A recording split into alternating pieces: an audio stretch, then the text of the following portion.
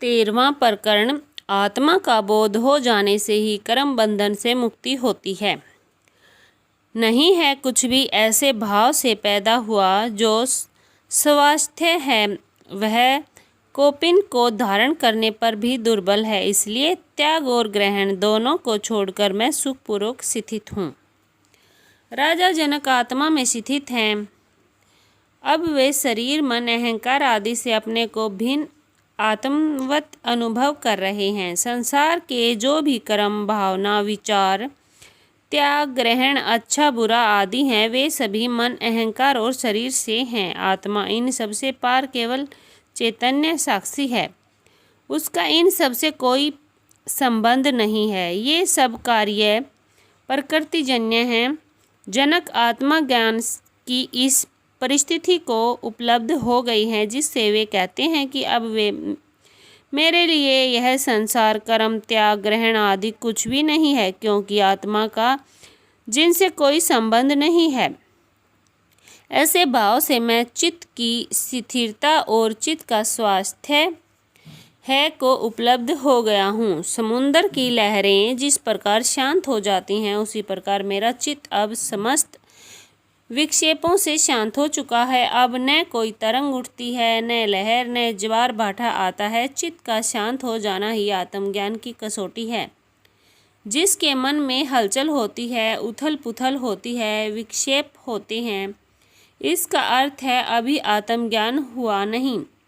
जनक कहते हैं कि चित्त की ऐसी स्थिरता संसार छोड़कर भागने वाले तथा गोपनीय मात्र धारण करने वाले सन्यासी के लिए भी दुर्लभ है।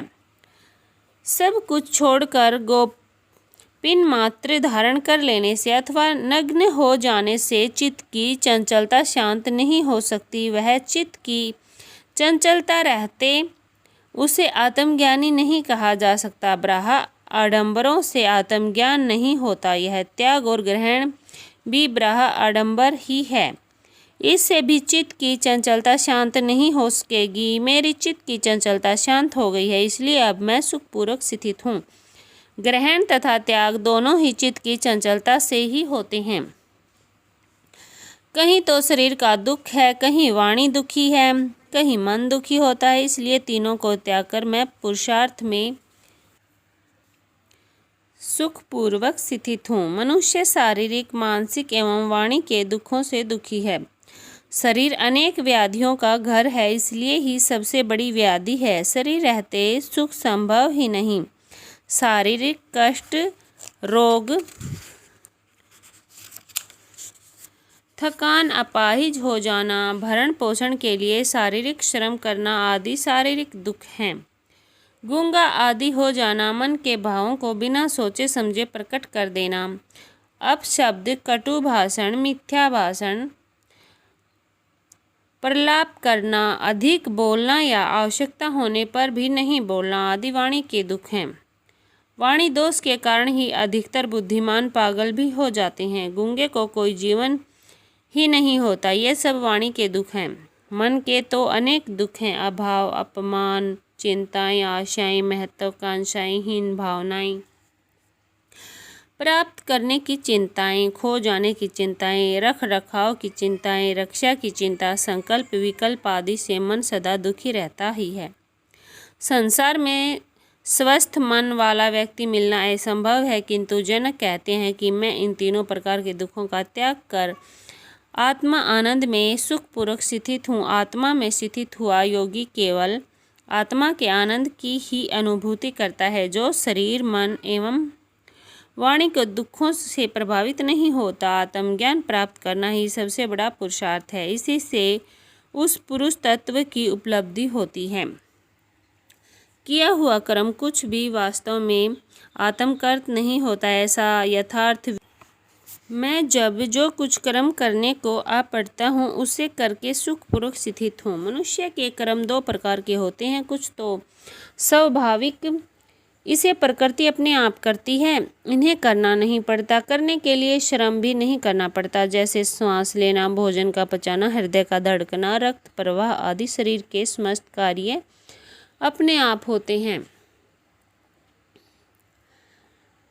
नींद में भी रहते हैं, अतः ये कर्म नहीं हैं। कुछ कर्म ऐसे हैं जिन्हें मनुष्य कर्तव्य समझ कर करता है, कुछ पाने की इच्छा से करता है, मान सम्मान पद प्रतिष्ठा के लिए करता है, भोग की वासना से करता है, सुख शांति आनंद के लिए करता है, शारीरिक पोषण के लिए करता है, अपने विकास एवं उन्नति के लिए करता है, दूसरों की भलाई के लिए करता है, राग द्वेष ईर्ष्या से करता है आदि कर्मों का बड़ा विस्तृत जाल है।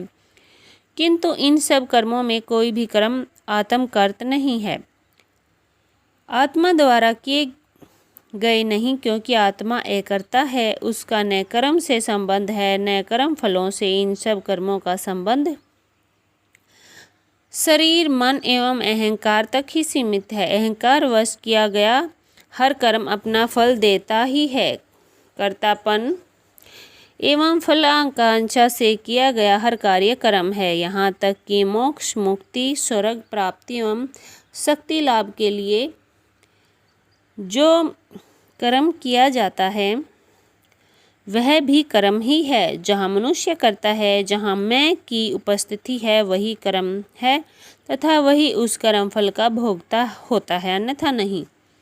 आत्मज्ञानी भी कर्म तो करते हैं, उन्हें भी खाने पीने रक्षण संबंधी कर्म करने पड़ते हैं, बल्कि वे भी इन सभी कर्मों को करते हैं जिन्हें अज्ञानी करते हैं। वे त्यागी एवं सन्यासी होकर गोपिन धारण करके नहीं करते, न जंगल भागते हैं। कृष्ण जैसे युद्ध करके भी अलिप्त रहते हैं, सन्यासी जंगल में रहकर भी लिप्त ही हैं। यदि इन सभी कर्मों के पीछे अहंकार है तो ये बंधन स्वरूप हैं, अन्यथा नहीं। ज्ञानी अहंकार रहित होकर स्वाभाविक रूप से कर्म करते हैं, उन्हें न कर्मों के करने का आग्रह होता है न त्यागने का, क्योंकि आत्मा में स्थित हो जाने से उन्हें यह बोध हो जाता है कि कोई भी कर्म आत्मकर्त नहीं है, सभी प्रकृति जन्य हैं तथा मैं प्रकृति से भिन्न चैतन्य स्वरूप हूँ। इसलिए जनक कहते हैं कि मुझे ऐसा बोध हो जाने से अब अनाग्रह पूर्वक जो कर्म करना है उसे कर लेता हूँ। कर्म करने और उसे छोड़ने की वासना का परित्याग हो गया है, इसलिए मैं सुखपूर्वक स्थित हूँ। कर्म और निष्कर्म के बंधन से संयुक्त भाव वाले शरीर में आसक्त जो योगी है, मैं इस देह के संयोग वियोग से सर्वदा पृथक होने के कारण सुखपूर्वक स्थित हूँ। जहाँ शरीर में आसक्ति है वहाँ अहंकार मौजूद है तथा जहाँ अहंकार है वहाँ कर्ता मौजूद है।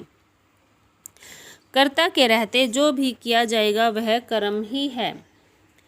निष्कर्म का अर्थ है कर्ता का अभाव। कर्म को छोड़ना निष्कर्म नहीं है, कर्म का अभाव भी निष्कर्म नहीं है, निष्क्रियता भी निष्कर्म नहीं है। आलसी व मुर्दे निष्कर्म को उपलब्ध नहीं होते। जहाँ मैं नहीं है, जहाँ कर्म के पीछे उद्देश्य फलाकांक्षा नहीं है, वही निष्कर्म है। सन्यासी भिखारी को भी कर्म करना पड़ेगा। कर्म छोड़ना ईश्वरीय कार्य में बाधा पहुंचाना है। कर्म करो किंतु इसे ईश्वरीय कार्य समझकर करो। कर्तापन से मुक्त हो जाओ, निर्मित मात्र बन जाओ। कर्ता का बोध ही अहंकार है जो प्रारंभिक पाप है। कर्ता केवल परमात्मा है, सब उसके नियम से चल रहा है। कर्म न करना भी उसके कार्य में बाधा पहुंचाना है। जो पाप है निष्कर्म अपेक्षा रहित होता है। कुछ पाने के लिए छोड़ना भी निष्काम नहीं है, यह सौदेबाजी है, यह त्याग नहीं है। वासना पूर्ति हेतु किया गया भजन पूजन पाठ भी निष्कर्म नहीं है, यह सकाम कर्म ही दुखों का कारण है। 2 रुपये का नारियल चढ़ाकर एक हनुमान चालीसा का पाठ करके लंबा चौड़ा मांग पत्र रख देना कोई साधना नहीं है।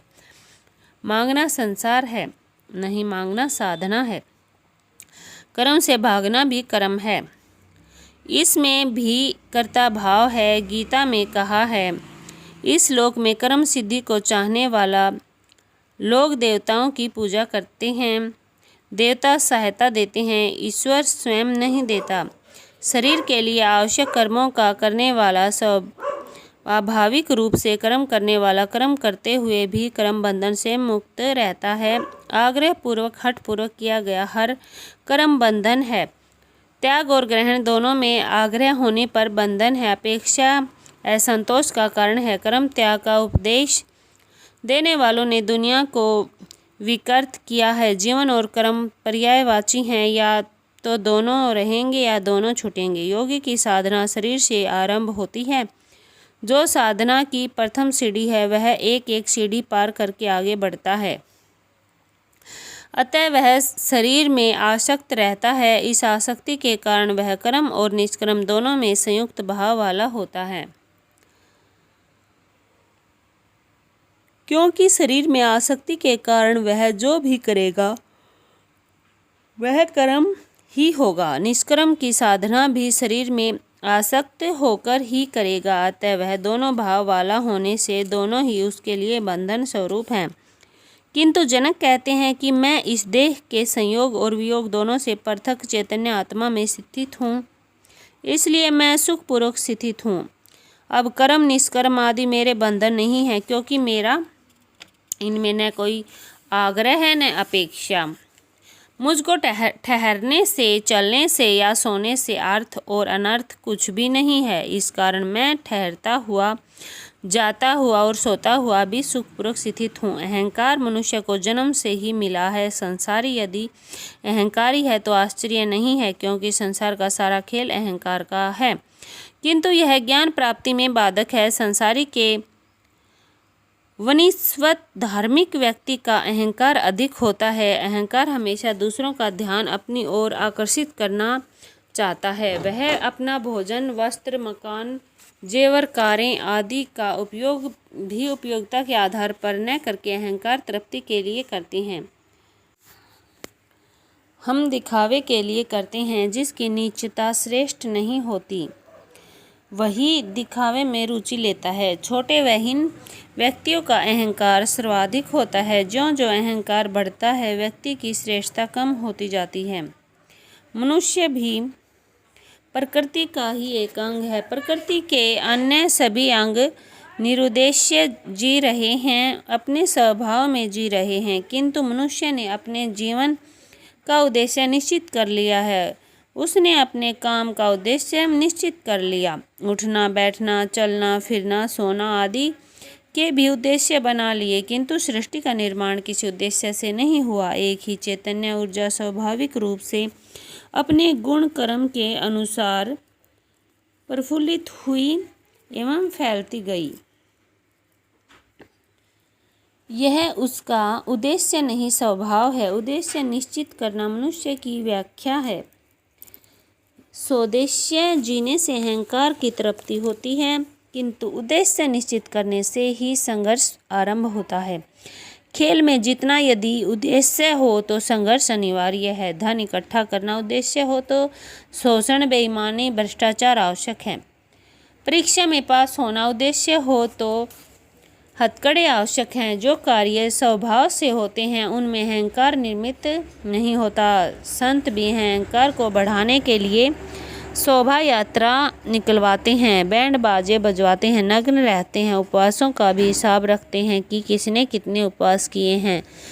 यह अहंकार विभिन्न रूपों में प्रकट होता है। जनक कहते हैं, मैं आत्मज्ञान को उपलब्ध हो गया जो मेरा स्वभाव है। अब मैं अपने स्वभाव में जी रहा हूँ। लाभ हानि, अर्थ अनर्थ की दृष्टि से नहीं जी रहा। अब मुझे ठहरने से, चलने से या सोने से न कोई अर्थ है न अनर्थ है। ये कार्य स्वभाव से हो रहे हैं, न दिखावे के लिए न लाभ हानि के लिए। ऐसा करके मैं सुखपूर्वक स्थित हूँ। सोते हुए मुझे हानि नहीं है, न यत्न करते हुए मुझे सिद्धि है। इसलिए मैं हानि लाभ दोनों को छोड़कर सुखपूर्वक स्थित हूँ। इसी क्रम में जनक कहते हैं कि मेरे सारे कर्म अब स्वभाव से अपने आप हो रहे हैं। प्रकृति के विरुद्ध कोई कर्म नहीं हो रहा। अब मुझे सोने में भी हानि नहीं है। नींद लगना स्वभाव है, मैं तो सो जाता हूँ। स्वभाव के विरुद्ध जागता भी नहीं। ऐसा नहीं सोचता कि सोने से मुझे हानि हो जाएगी, काम बिगड़ जाएगा, घाटा हो जाएगा आदि।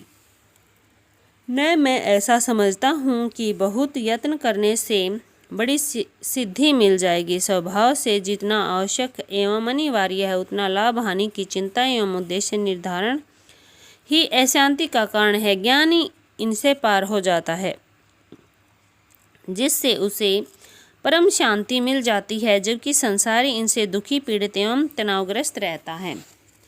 इसलिए अनेक परिस्थितियों में सुख आदि की अनियतता को बारंबार देखकर और शुभ और अशुभ दोनों को छोड़कर मैं सुख पूर्वक स्थित हूँ। अज्ञानी संसार में दुख ही देखता है, उसे संसार में दुख ही दुख दिखाई देते हैं, सुख कहीं दिखाई नहीं देते। वह दुखों को बढ़ाकर एवं सुखों को घटाकर देखने का आदी है।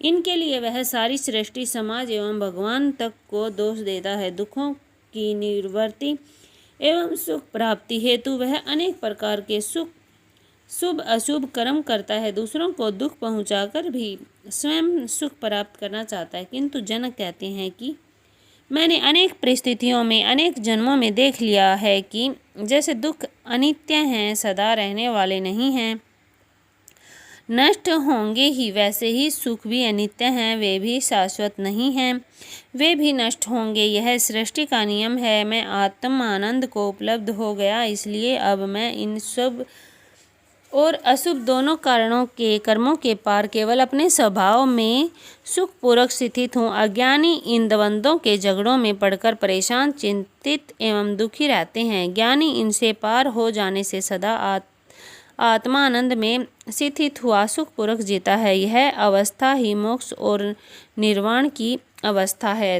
तो यह था अष्टावक्र गीता का 13वां अध्याय।